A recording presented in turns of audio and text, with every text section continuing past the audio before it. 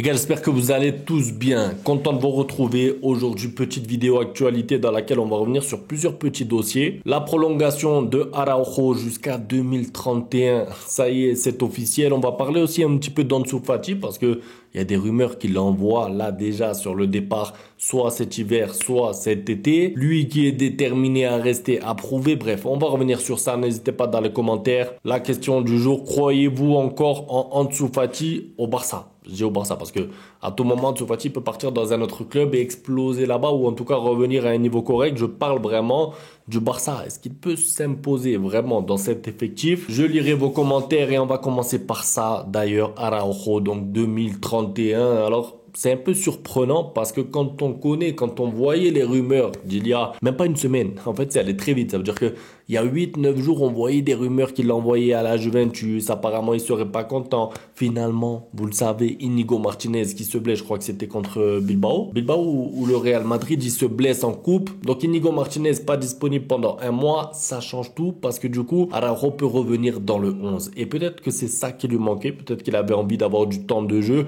une garantie de temps de jeu et ça se comprend. Maintenant, c'est quand même surprenant de passer aussi vite à des rumeurs d'un départ à une prolongation.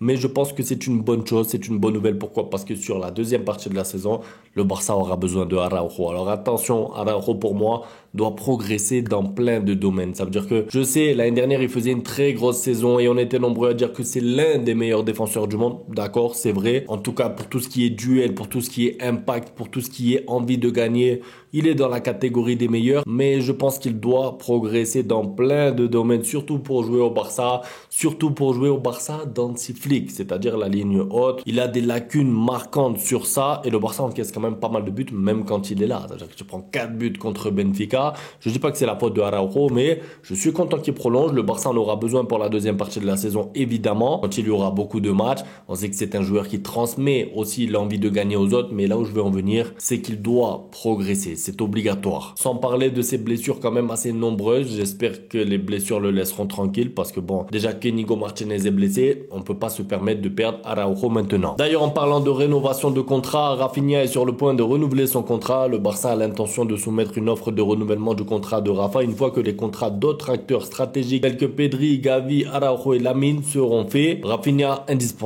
indispensable, il faut le prolonger à tout prix. Quand tu vois sa progression, quand tu vois son entente avec l'entraîneur, les joueurs, la cohésion, le rôle de capitaine sans brassard, quand il l'a ou quand il l'a pas. Rafinha, c'est le joueur parfait. Ça me fait bizarre de dire ça parce qu'il y a encore quelques mois ou non, il y a un an, on était pas mal à dire bon, Rafinha, ça y est, il faut le vendre. S'il y a une offre de 60 ou de 70 millions, il faut s'en séparer. Regardez comme le football va vite. Regardez comment il s'est donné à fond pour arriver à ce niveau-là et pour être maintenant indiscutable. Je pense qu'il y a personne.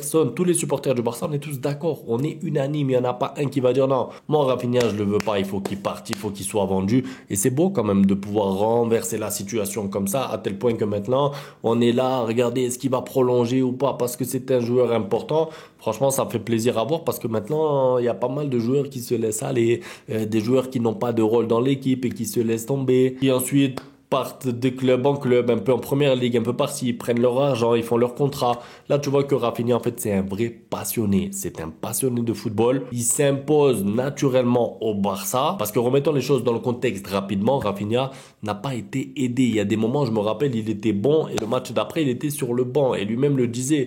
Des fois, il comprenait pas pourquoi il était remplaçant. Vous vous rappelez, Xavi le mettait sur le banc alors que des fois, il était bon. Ensuite, bon, c'est vrai que des fois, il était pas bon et il jouait quand même. Bon, ça compense. Mais la vérité, c'est qu'il n'a pas été mis dans de super bonnes conditions au début. Il a eu besoin d'un temps d'adaptation, on va dire.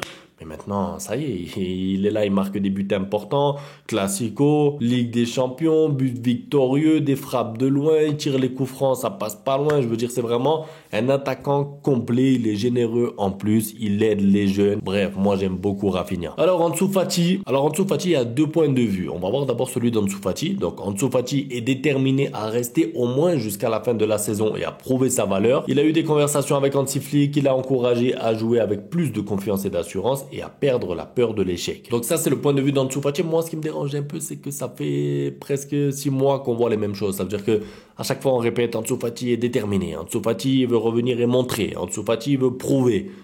Prouve-nous. Alors je sais, vous allez me dire actuellement, il n'a pas de temps de jeu, il ne peut pas prouver. Mais s'il n'a pas de temps de jeu, Hansi Flick a expliqué la raison. Il l'a dit en public. Il a dit que c'est parce que, entre autres, Ansu Fati à l'entraînement ne donne pas assez. Donc, moi, je vois pas pourquoi il faut récompenser un joueur sous prétexte qu'il était fort il y a 4 ans et lui donner du temps de jeu alors qu'à l'entraînement, il ne se donne pas à 100%. Ça veut dire que, mettons en comparaison, je sais pas, Pau Victor. Prenons Pau Victor, juste pour l'exemple. Si Pau Victor se donne à fond à l'entraînement, court partout, se donne, marque des buts, fait des efforts, arrive en avance. Et à côté, vous avez Ansu Fati qui vient à l'heure normale, il s'entraîne mais sans plus. À la fin de l'entraînement, il s'en va directement. Pau Victor reste sur le terrain. Et à la fin, vous devez choisir un des deux joueurs.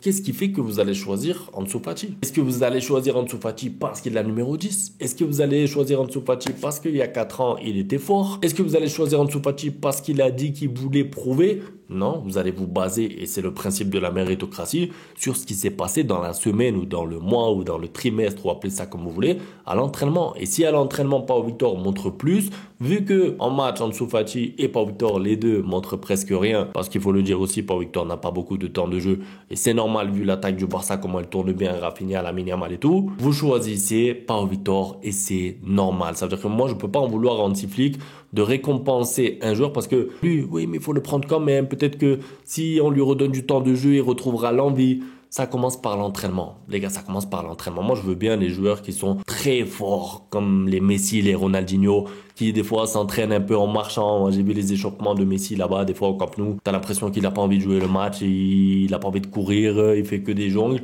Et ensuite, quand le match commence, il est trop fort. Il y a des génies comme ça, mais la base pour un joueur de foot qui en plus est en difficulté comme Ansu Fati l'est actuellement, c'est de s'entraîner à fond. Si tu t'entraînes pas à fond, tu arrives en match, tu n'es pas prêt. De toute façon, ça se remarque. Je suis désolé. Si encore Ansu Fati, il s'entraînait vite fait, il arrive en match, il est trop fort parce qu'il est en avance ou parce que il a un talent incroyable, je vous aurais dit bon, allez, on accepte. Mais c'est pas le cas. Je suis désolé. Les rentrées d'Ansu Fati, elles sont moyennes, sans plus. Donc, si tu es moyen sans plus, tu peux pas te permettre de ne pas tout donner à l'entraînement. Et d'ailleurs, le club et le staff technique de Barcelone insistent tous les deux pour qu'Ansu Fati parte. Même l'entourage du joueur veut qu'il parte en prêt, mais Ansu Fati continue de vouloir rester en l'état actuel des choses. Je veux dire, on est arrivé à un point où, je récapitule, Ansu Fati, lui, veut rester. Le staff technique du Barça, les dirigeants du Barça et Hansi Flick ne comptent pas sur lui. C'est pas pour rien, c'est pas anodin, c'est pas du hasard, c'est pas non, ben on l'aime pas Ansu Fati, alors on va pas le faire jouer. C'est pas ça. C'est qu'il ne donne pas assez, c'est qu'il ne montre pas assez de choses. Maintenant, est-ce qu'un prêt serait la bonne solution? Moi, je pense pas. Je pense pas. Moi,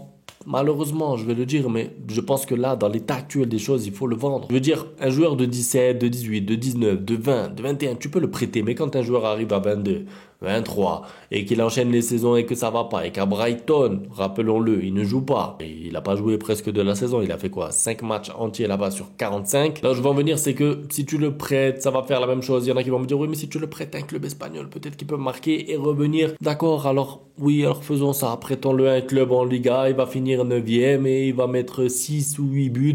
Est-ce que ce sera suffisant pour revenir au Barça et de suite titulaire, prendre la place de Lamine Yamal? Est-ce qu'il pourra prendre la place d'un de ces gars-là, même s'il part en prêt? Je pense pas. Donc en fait, son futur au Barça, pour moi, c'est remplaçant. En tout cas, avec les joueurs qu'il y a actuellement.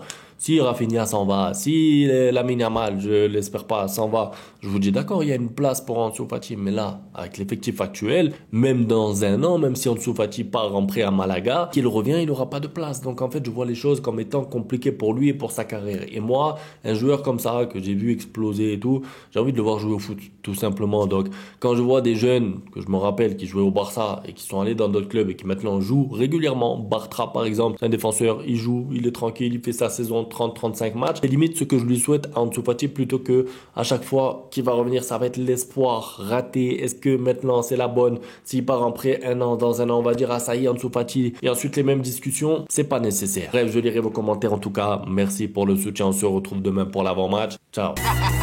Bang, bang, bang, bang, goodbye. Ustedes pueden aceptar mi negocio o aceptar las consecuencias. Plata o plomo.